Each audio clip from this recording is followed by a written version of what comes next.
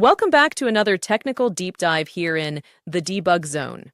Today we're tackling a big question and breaking it down with insights from other users. Hopefully this clears up some misconceptions and helps you get the answer you need. So buckle up, stay a little curious, and let's jump right in.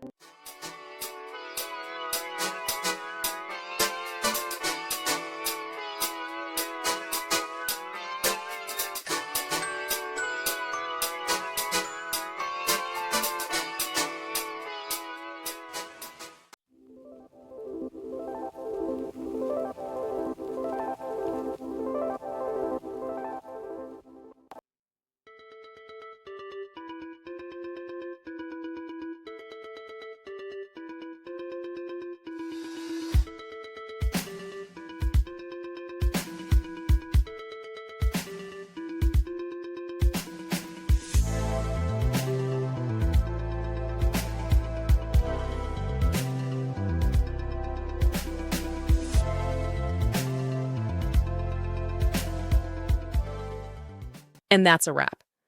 I hope you found the answer you were looking for. If you did, take a second to hit that subscribe button. It really helps out. And let me know in the comments which solution worked best for you. See you next time in the debug zone.